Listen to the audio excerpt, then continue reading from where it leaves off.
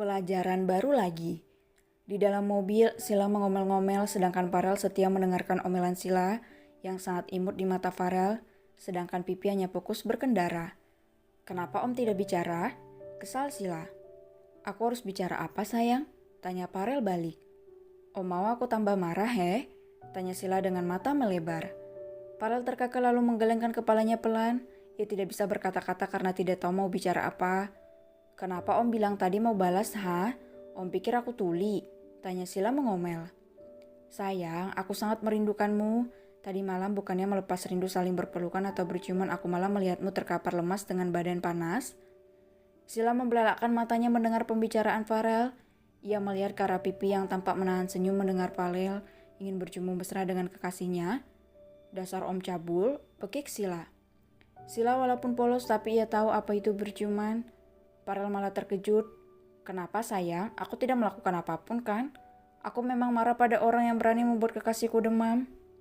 Sila menutupi wajahnya yang memerah.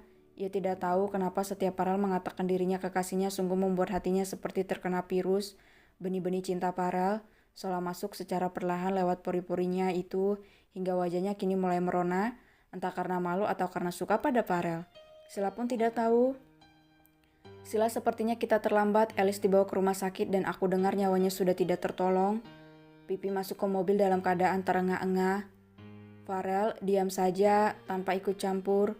Sila membekap mulutnya sendiri. Kenapa dia bisa meninggal? Apa yang membuatnya bisa ada di tempat ini? Tanya Sila khawatir. "Aku dengar dia membeku Sila. Katanya ada di RS Cendana yang tidak jauh dari sini untuk diperiksa." "Ayo kita ke sana," ajak Sila. "Tapi kalau ada skandal bagaimana Sila? Ini pas sekali kejadiannya setelah kejadian tadi malam yang dilakukan padamu. Aku takut ada wartawan gila yang berani menerbitkan artikel membahas tentangmu yang membunuh Alice dengan cara yang sama bahkan lebih sadis." Pipi berdecak khawatir. "Tidak apa, ada omku yang akan membereskannya," jawab Sila mengelus dagu Farel yang tersenyum mengusap kepala Sila. "Turuti saja maunya, sisanya tidak perlu kau takutkan," kata Farel dengan serius. "Baik Tuan," jawab Pipi percaya kata-kata Farel. Farel di dalam mobil terus saja menatap Sila. Sesekali Sila mendelik kesal karena Farel kini kurang kerjaan memotretnya. "Apa Om tidak sibuk bekerja?" tanya Sila dengan heran.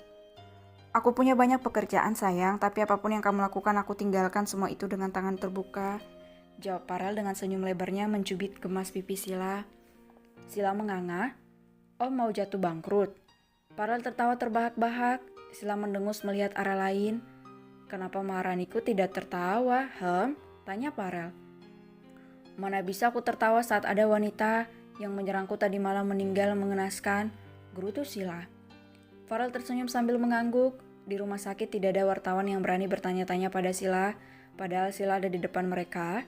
1 jam yang lalu Farel mengirim pesan pada Nando untuk membungkam semua wartawan di RS Cendana untuk tidak bertanya-tanya pada Sila atau membuat artikel yang tidak baik tentang Sila, karena Farel mengancam akan menerkam kepala orang itu tanpa bersisa.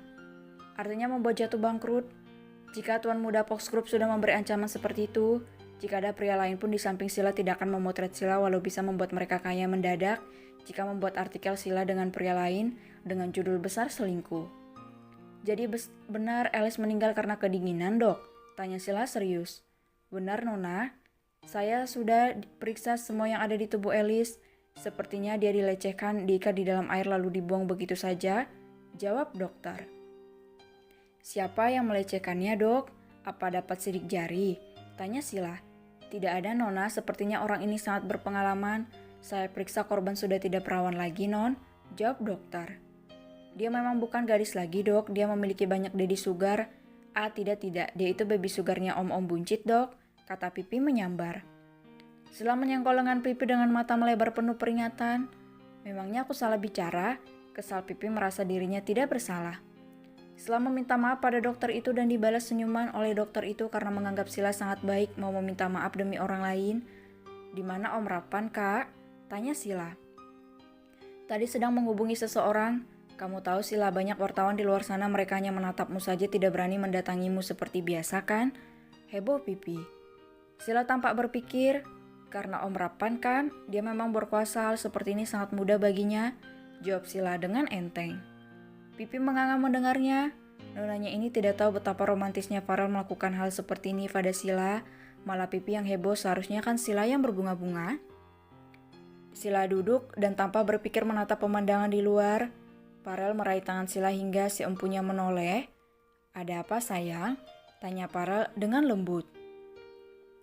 Entah mengapa Sila kini menyandarkan sisi kepalanya di bahu Farel hingga pria tampan itu gemas mengucup sayang puncak kepala Sila. "Aku merasa apa yang terjadi pada Elis adalah salahku, Om," ujar Sila dengan pelan. "Kenapa kamu berpikir begitu?" tanya Farel dengan serius.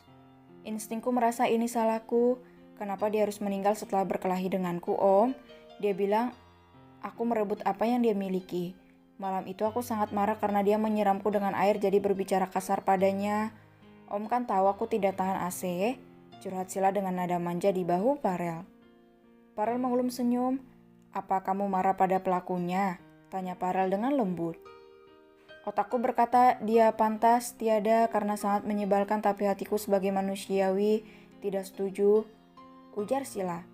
"Kenapa begitu?" tanya Farel penasaran. Bisa saja dia punya keluarga yang dihidupinya, Om.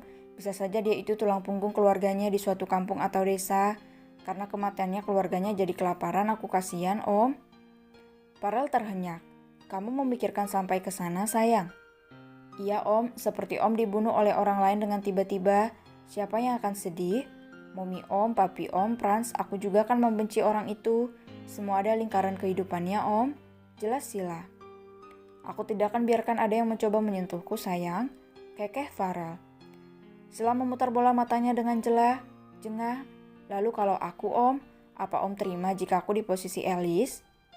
Farel membelalak. "Tidak akan aku biarkan," tegas Farel. "Itulah dia, Om.